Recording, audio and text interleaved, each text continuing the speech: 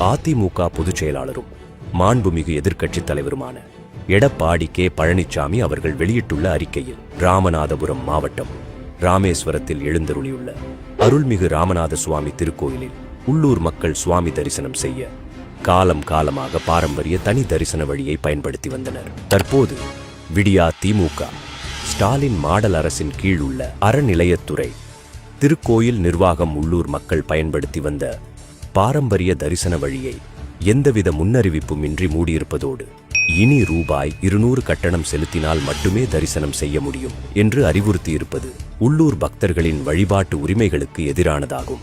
மேலும் பக்தர்களிடம் தரிசன கட்டணம் வசூலிக்க வேண்டும் என்பதற்காகவே ராமநாத சுவாமி கோயிலில் உள்ள காசி விஸ்வநாதர் சன்னதி மற்றும் தட்சிணாமூர்த்தி சன்னதி முன்பு கம்பி வேலிகள் போட்டு அடைத்து வைத்திருப்பதாகவும் பக்தர்கள் புகார் தெரிவித்துள்ளனர். தமிழக மக்கள் தெய்வ நம்பிக்கை மிக்கவர்கள். ஆண்டவன் அருளை பெறுவதற்காக மன தூய்மையோடு கோயிலுக்கு வரும் உள்ளூர் மக்களின் மனதை புண்படுத்தும் வகையிலும் அவர்களுக்கு ஆற்றொன்னா துயரத்தையும் செலவையும் ஏற்படுத்தும் வகையிலும் எடுத்துள்ள கட்டண வசூல் நடவடிக்கைகளை உடனடியாக திரும்பப் பெற வேண்டும் என்று இந்து சமய அறநிலையத்துறையை வலியுறுத்துகிறேன் என அறிக்கை வெளியிட்டுள்ளார்.